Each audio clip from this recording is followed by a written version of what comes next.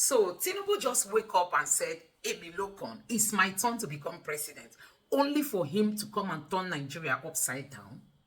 So Tinubu just wake up and came out from nowhere, telling us he must become president of Nigeria, only for him to slide Nigeria into dungeon. You need to listen for yourself what Rufai said in this video. Nigerians, times are really hard in this country. Take a look at what Rufai said. And that's why I want to ask President Tinubu's administration, what are you doing? Are you really thinking of the impact? The other day in China, he was saying that it is childbirth. President Tinubu, please, with due respect, stop saying that. Women die during childbirth. This your childbirth rhetoric is not good. Do you want Nigerians to die during this childbirth? A leader is supposed to make life better. You're collecting all the taxes, electronic transfer taxes. What are you doing with the money on people? But we're seeing you're living fat. Till today, you've not told us how much you bought your private jet or your new presidential jets. All right. Let's be realistic here. Okay, Nigeria faces a perfect storm. That will be my reading of Mr. Bismarck Rewane's submissions at the Lagos Business School breakfast meeting, where he was doing a review of the state of the economy, as it were. He said that the Nigerian government, off the back of Nigerians, is going to make about 5 trillion naira with the hike in fuel price. And that the Nigerian government will get more revenue. He did not address the question of what the Nigerian government will probably do with that revenue. Combined with the fact that Nigeria also faces issues of insecurity, infrastructural deficit, fiscal deficit, and all kinds of problems. What we find, my summary of his submission, is that the Nigerian government is going to make more money. 5 trillion naira, he calls it. But the Nigerian people are going to suffer. He defined that in terms of energy poverty. Now, the experts will tell you that energy is perhaps the most important thing in any economy, because otherwise it's called energy security. That's the opposite of energy poverty. So Nigerians now have been thrown into the trap of energy poverty. Yesterday, I was on the This Day Live program with the Director General of the Manufacturers Association of Nigeria, Mr. Segun Ajayi Kadio. And he was saying that the most affected sector of the economy are SMEs.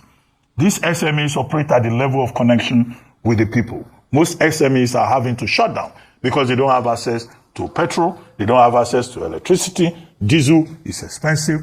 So you find a situation whereby the same people who were told, have been crippled.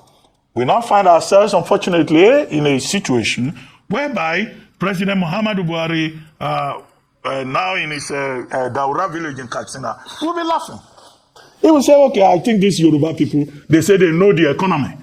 Okay, the economy is now in their hands. They have taken it down. They have mismanaged it. So this is what we are facing. It's a gross embarrassment in terms of economic management to people who come from the Southwest who say that, people from the Southwest are better at managing the economy. We have not seen that evidence. Schools have increased school fees. Suya.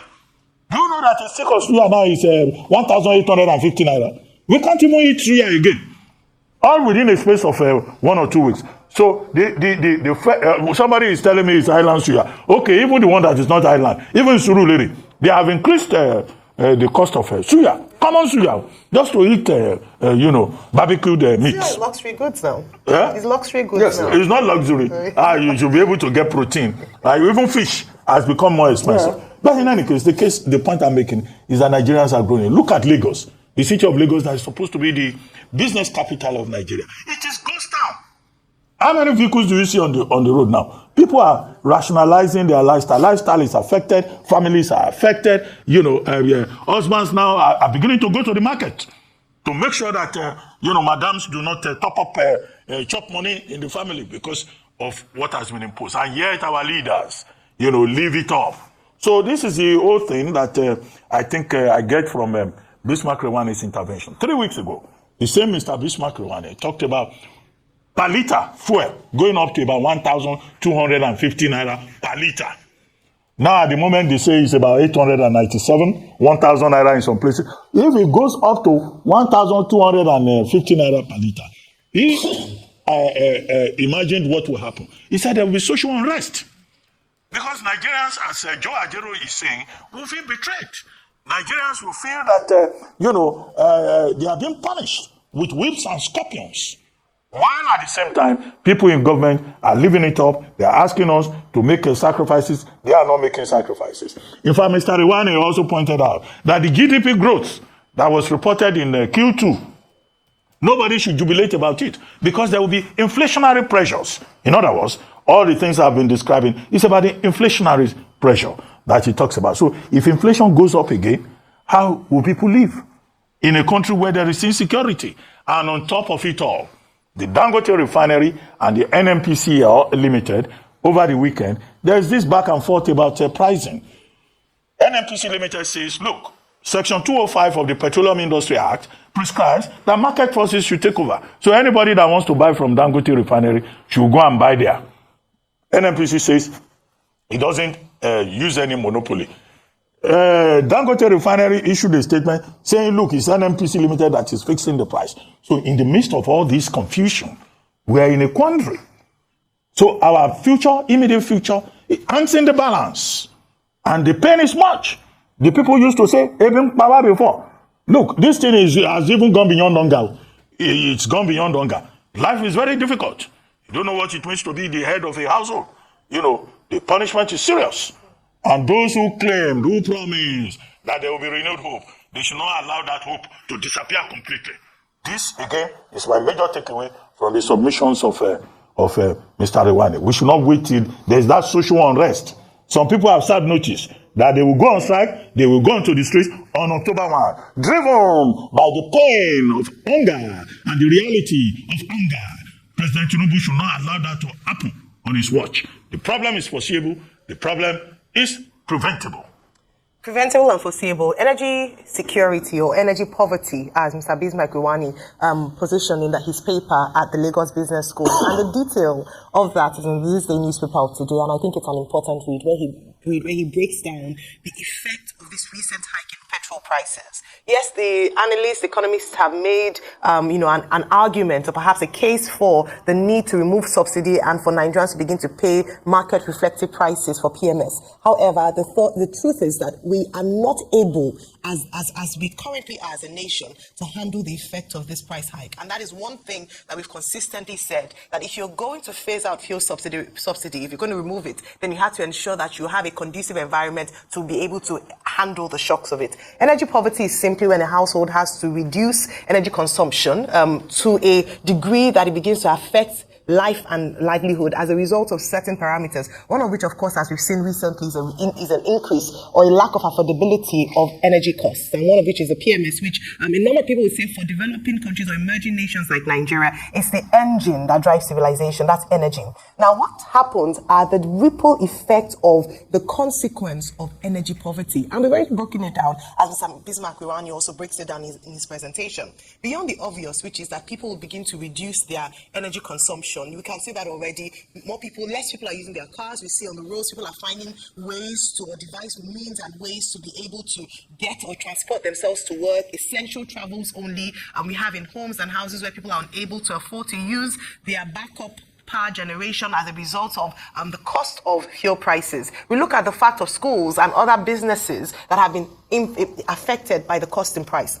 Also, what happens with energy poverty is that it leaves nations like Nigeria in a vicious cycle of poverty because the energy required to come out of a cycle of poverty is not available. Energy required to build sectors like the manufacturing sector, the agricultural sector, the cost of production becomes immense. And we've seen the Manufacturers Association of Nigeria come out to complain about how this has affected their members. We've seen agricultural sector in places where we're trying to shore up agriculture, the effect of this. We've seen small businesses. We've made cases for small business who might have to either reduce their production or output, have to let go of some of their staff because of high cost of production. We've seen less people able to have disposable income to patronize these services, hence making business even more difficult. Just look at the streets today. We don't even need to hear the message or speeches by experts like Mr. Bismarck Iwane. The proof is before us on a daily basis. We see how livelihoods and lives have been eroded as a result of energy poverty. So these are real issues, real concerns for Nigeria. And we take it back to the very beginning, the genesis,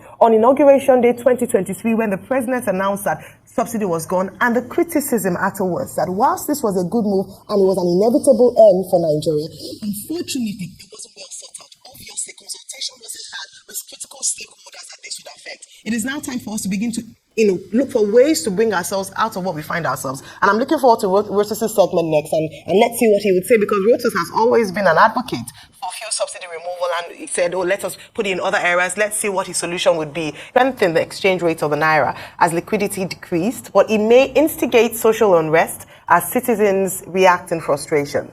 Rani made the projections last week in his monthly presentation at the Lagos Business School breakfast titled All That Glitters Are Not Gold. He stated that commencement of petrol production by Dangote Refinery would offer relief to consumers by addressing the supply challenges, but price of petrol in Nigeria would be determined by the global price of crude oil. According to him, this can lead to inflation in September as logistics costs escalate and consumer demand suffers a decline due to income squeeze, while energy poverty could quicken to 76.3%, 168 million in 2025 from 71%, 161 million in 2023. All right, Rufai, you're welcome back. We had Mr. Rwani with us last week, and he was able to give his take on a number of issues, of course, one of which is what we face with regards to fuel scarcity, the price of fuel, and global crude oil prices. Your take on this story? I mean, but there's nothing different from what he said when he was here. The truth has to be said. Okay, I think the only thing different is the NNPC had not increased the price. You had not seen the NNPC station increase the price. And I think the NNPC, when you want to increase price, please come out with your full chest. It's not the one that will see that NNPC gas station has increased price and we think you've increased price and you come out afterwards. That's part of the poor parlor state of communication with the NNPC. Nigerians are not dogs. We're not animals. We're not fools. All right? Come out with your full chest and stop beating around the bush. Secondly, definitely to increase and worsen energy poverty. In fact, energy poverty is depressed as we speak today. From the increase of over 100 naira, do you know how much people now have parked their cars or hardly use their cars? Do you know people that can't have access to energy any longer? The numbers are increasing. And it worked out some empiricals. And that's why we keep saying this government must understand that government will normally subsidize some things for the people. So the question is, what's the priority? What is more emergent? Is it subsidizing of education or subsidizing of petrol? Some people have argued across the line that, it is subsidizing of education, agriculture, and those things are more important. But I disagree. Because petroleum prices are tied to everything in this country. And that's why you're going to see a knock-on inflation when the NBC statistics come out. Definitely, logistic costs has increased, food costs has increased. So when you have a parameter like petrol prices that affects everything down the value chain, including food and including university tuition and including secondary school tuition, because I hear that prices of secondary schools are already going up now. I think it's across all schools. Across all schools. Secondary. So you need to understand that if you have a big parameter like petrol that affects everything, then probably you should subsidize petrol because that's energy security. I don't know how it has happened, but it has happened over the years because we've not divested. We don't see a lot of cars on CNG program. The CNG program has not worked the way it should work yet. We don't see a lot of cars using diesel. So petrol ties into everything. Yes, so guys, the economy now in the hands of the Yorubas, and Buhari will be in his Daura residence laughing. You know, Buhari told Nigerians that you guys are going to miss me, and Nigerians were like, what does this man mean? Nigerians miss you, it will never happen. It don't happen now. You can see it that Nigerians are daily missing Buhari. Hey, Buhari has automatically become a saint, has automatically been classified under the best leaders Nigeria has ever had because of what Tinubu has brought Nigerians to. Hey, see, if you are still sleeping, I want to tell you that things are getting hard this time. Start looking for a way to make money. I mean, look for another means to make money. Don't even earn in Naira. Naira worth nothing. Don't earn in Naira. Come online and see if you can find a way to start making, even if it's just $100 additional to whatever you are earning in Nigeria. You see this semi-local government. You don't even know what their plans are. People that came ready for themselves. They don't have Nigeria at heart. They don't have Nigerians at heart. They don't have the people at heart. You can imagine that even school fees money being increased every time. School fees, the only thing that is going to save the future of Nigeria tomorrow is the education we are giving to our people. Don't even forget that Nigeria remains the world capital when it comes to out-of-school children and when it comes to poverty. We are leading. But guess what? The rate at which school fees is being increased these days. Oh my God. A time will come. The population of out-of-school children will top that of a well-known populated country. I mean, Nigeria is getting to that point where the number of students that are out of school, you'll be wondering, how did we get here? So Tinubu just woke up, told us it was his turn to become president, just for him to come and turn this country upside down. Upside down. That is what we are saying. He just woke up and said, it was my turn. I need to become president. Before I die, I must be president. Now he has become president only to land Nigeria into dungeon. What people are going through in this country, only God will save us. So guys, you have seen it for yourself that for those of you waiting for government employment, for those of you who are still waiting for the government to come and empower you with skills, if you are waiting for this current administration to come and enroll you people in some jobs like Buhari did those days, you are wasting your time. So we were thinking Buhari was the worst government Nigeria will ever had, as in the worst president, only for Buhari to automatically become a saint today. Buhari has turned to become a saint, one of the best presidents Nigeria has ever produced because of what Tinubu is doing today in Nigeria. And if you think this hardship is going to end anytime soon, you might be dreaming. Please wake up, Nigerians. It is no longer funny. Wake up. Do something for yourself. Don't wait for this Tinubu's government anymore. Those of you that come from a family that you have like 4, 5, 6 siblings, come together. Start doing things online. You can change your life. Because left for this government alone, we don't even know where we are heading to as a country.